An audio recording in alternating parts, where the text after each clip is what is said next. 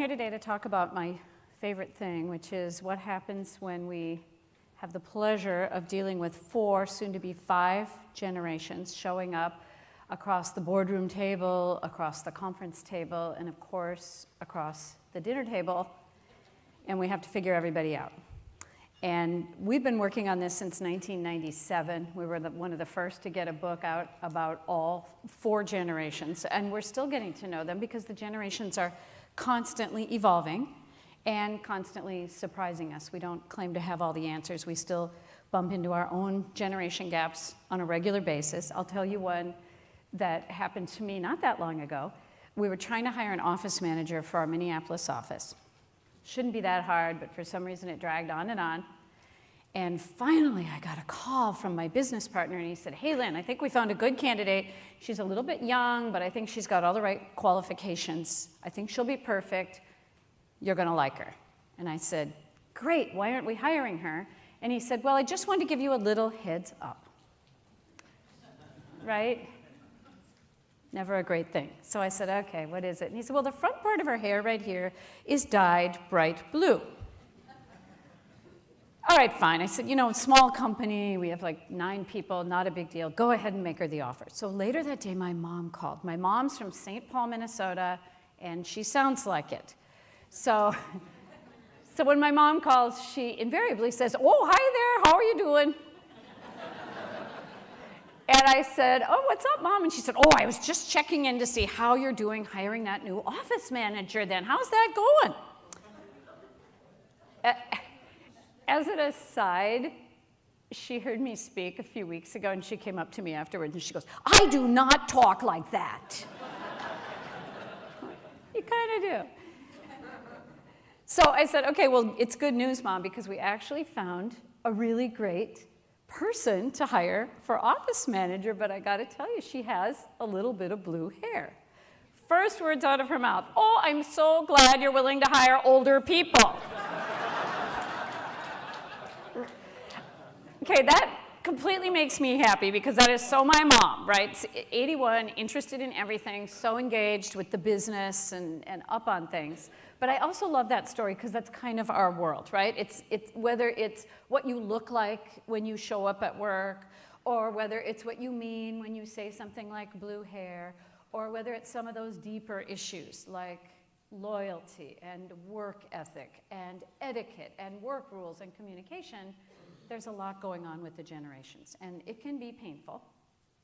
Not going to pull any punches on that one, but it can also be fun. And although I'm going to talk about what some of the big trends are, what are leaders grappling with, and what are some things that leading edge companies are doing to bridge the gaps, I think as we look at the gaps, I want all of us to keep in mind that when you interview people about what they want at work, what really gets people engaged, they say the same thing.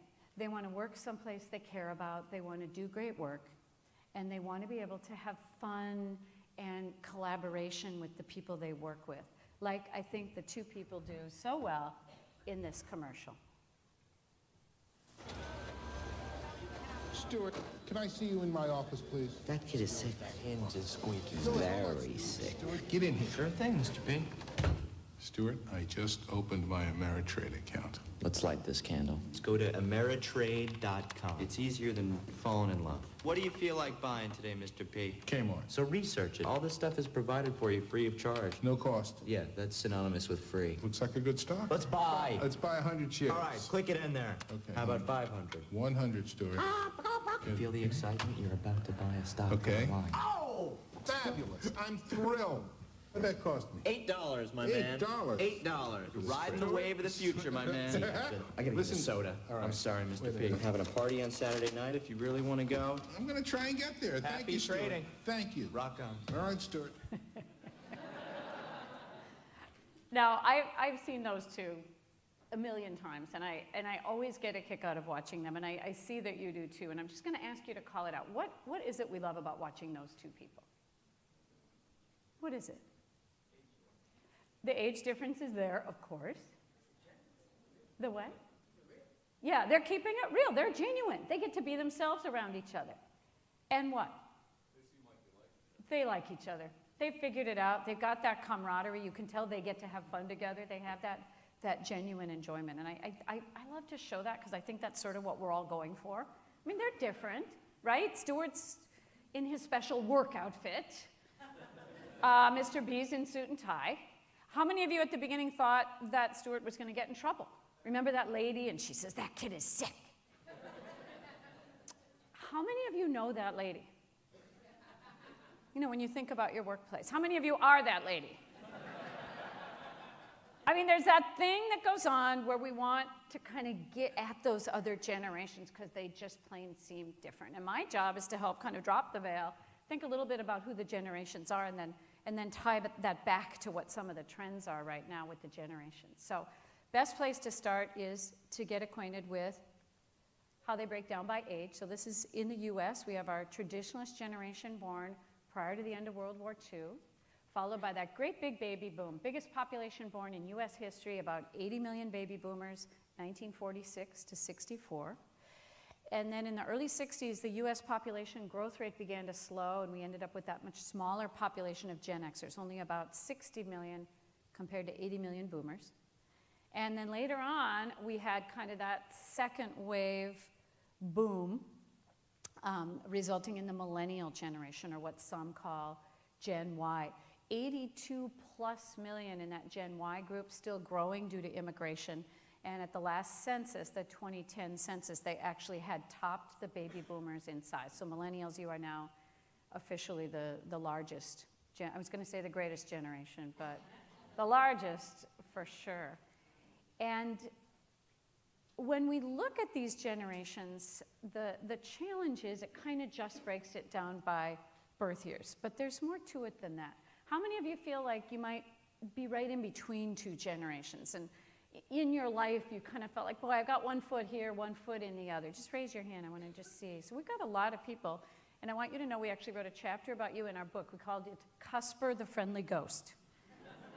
Because by accident, we started interviewing Cuspers, and what they said to us was, I'm exhausted. I feel like I spend the whole day explaining one generation to the other, mediating, counseling, defining. It's an exhausting job. So I just wanted to acknowledge the Cuspers, because there's a lot going on out there when we find ourselves trying to communicate. And really, age is just the starting place. There's a lot more to it than that.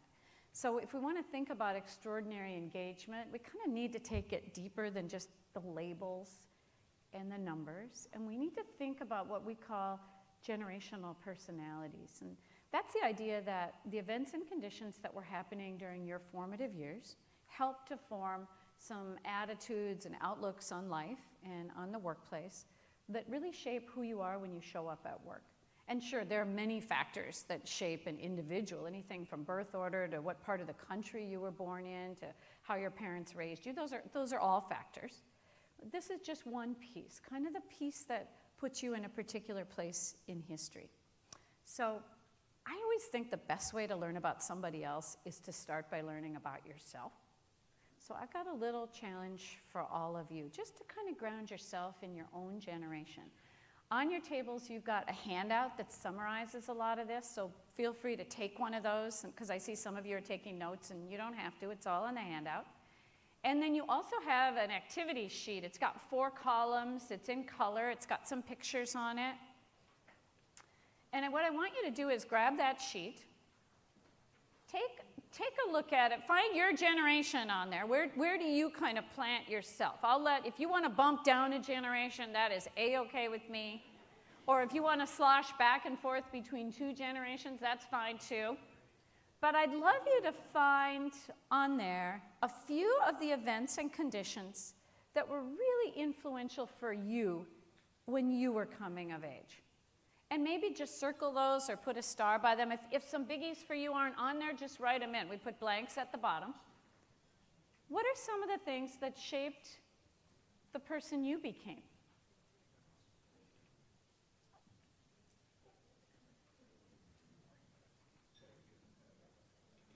Just find a few. Again, if yours aren't on there, feel free to write them in.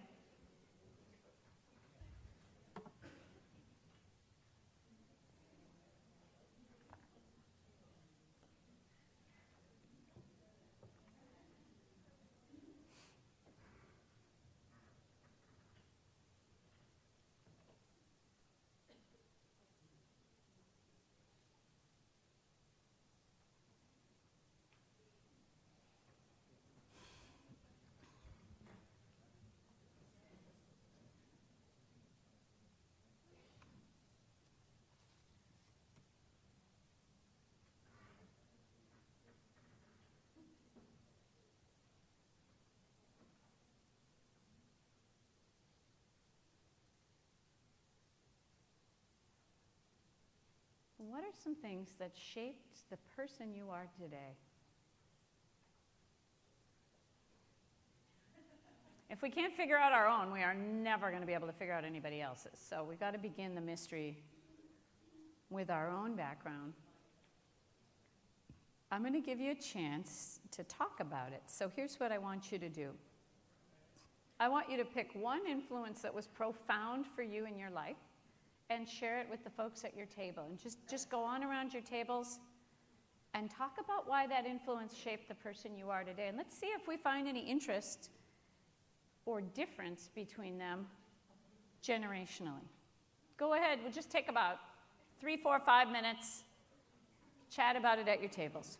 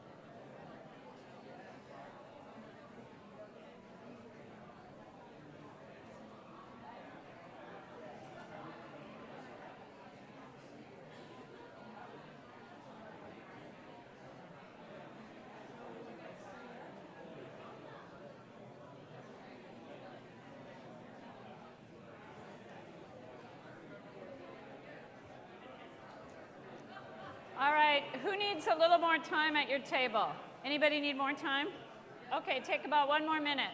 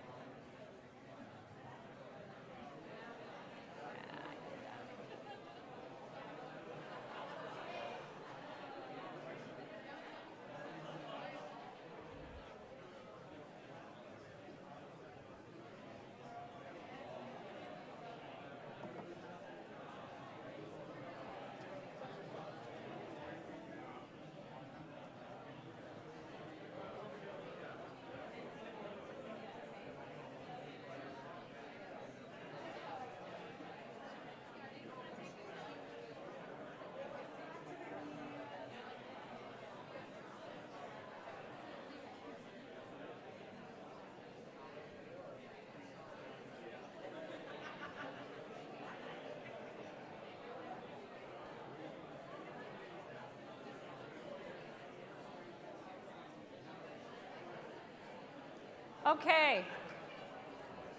I'm going to pull you back.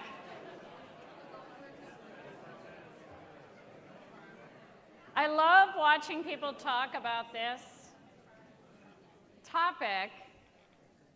One thing that's great about it is it's personal. It grounds us in kind of where we've been.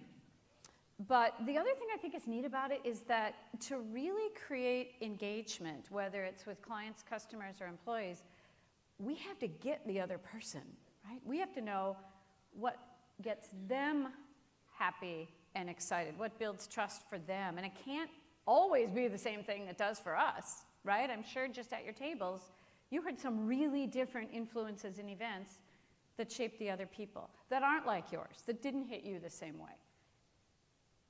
So to really create extraordinary engagement, we got to start trying to get inside other people's minds. And there's not a lot of time to do that in the workplace. When I first started my career, we used to have time to go for long, leisurely lunches, and we talk about work, but we talk about everything else. And that time frame has just gotten tighter and tighter. If anyone goes for lunch anymore at all, it's fast, or it's at your desk, or it's no lunch. And we certainly don't have time to say, hey, let's spend time together talking about the events and conditions that shaped who we are today. Right? But it would be kind of helpful to know some of those. So I want to dive in and just give you some snapshots into the generations that I hope you will take to heart to help you get some insights into all those people who are across the desk or the table from you. And I want to start with our traditionalist generation. Now, we got a perfect start last night, right? Because Daniel talked about the greatest generation. And he talked about a generation that was marked by sacrifice. And that's the same thing I would have said. It's a generation, if you want to remember one concept about them, it's a generation that was willing to put aside their individual needs to serve the greater good of their rowing team or their university, their community, eventually their company, and their country. Because they knew that they couldn't do it alone. They knew that if they sacrificed their own need, they could do something great together. And that is how they won 2 world wars. That's how they put a man on the moon. That's how they beat back the Great Depression. That's how they created a lot of the companies represented in this room today, was by saying, together we can do something extraordinary. And you're going to see how that desire to serve the institution has kind of changed with ensuing generations. Not all a bad thing, but definitely a shift. So we have a generation that's very patriotic. Over 50% of traditionalist men alive today are veterans compared to a much lower percent with ensuing generations. Fiscally conservative, patriotic, willing to give back, and above all, very loyal and faithful to institutions. And willing to serve institutions over a long career. And I did a little dabbling in getting to know a number of your companies before I came, but I was really touched by Walker Information. They had their 75th anniversary of their founding by Tommy Walker, and what a neat lady who saw an extraordinary opportunity and then worked really, really hard over her lifetime to create something great. And we all know amazing founders and role models like that who said, I'm going to do whatever it takes. Now, it's an inspiring thing, but we also have to look at what's changed about it, what's changed today. So when we think about our traditionalists today, one of the top things that comes to mind for me is how communication has changed. And that's one of the big trends we're following, is how do we handle this barrage of information and communication styles that's coming at us in a way that works for the generations. For many traditionalists, the organizations they entered were based on a military model, top-down command and control, right? Information filters down on a need-to-know basis. I'll give you an example. If I'm the boss, you're my traditionalist, and I say, jump, you're supposed to say, how high? Of course. Obedience and loyalty from the get-go. Now, it's a little bit different with millennials today. If I say, jump to a millennial, what are they likely to say? Why? Or they're going to say, oh, okay, wait, everybody, I've got this great new way of jumping. Kind of been experimenting with it. I'm creating an app, but I think we should all get together, collaborate, and see what we all think of it. Right? It's a different way of communicating. It's access to information instantaneously. It's the ability to share information at the push of a button. It's a willingness to jump hierarchy and operate in a much flatter informational plane, which can be great in so many ways.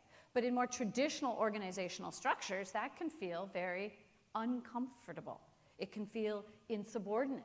It can feel in your face. It can feel like, well, where are you questioning me? The way I always had us jump was working just fine. Right? It can feel that. It's not even logical. It's just how it feels. And then you start hearing the grumblings like, that new millennial we hired just keeps speaking up in the meeting. So inappropriate. Right? And then you ask the millennials, and they're like, yeah, I had a helpful idea in the meeting, and I said my idea. Oh, that doesn't seem so bad all of a sudden.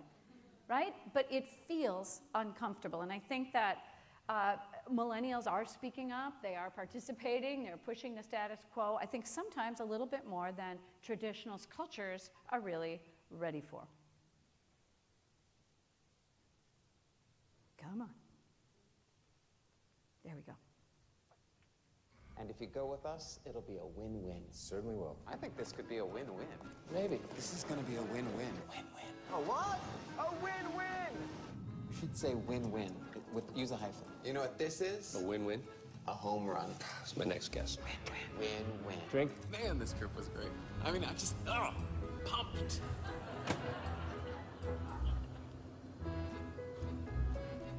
We know why you fly.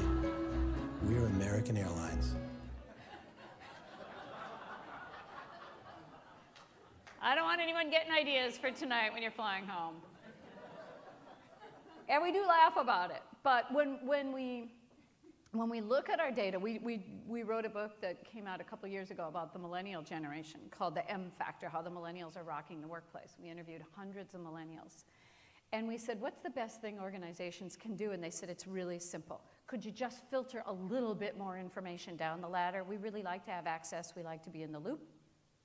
And they said, could you find ways for more information to filter up the ladder? Because we have ideas and suggestions. Often we're on the front lines. We're on the front lines with customers, with call centers, with complaints, with how things are rolling out on the product side. We're hearing things. We have ideas. Would you be willing to hear us? So I think it really boils down to two trends. Can we filter information down more efficiently? And can we find ways for it to float up? And I think if for customer engagement, same thing. If you can find faster or easier or more clever ways for information to roll out and roll back in, you're going to be doing them the best favor because all the customers and clients have this exact same problem. And I guarantee you, the more you can get them talking to each other, the more they're going to share valuable information. They're going to mentor each other. They're going to learn from each other. And they might even help each other avoid big mistakes.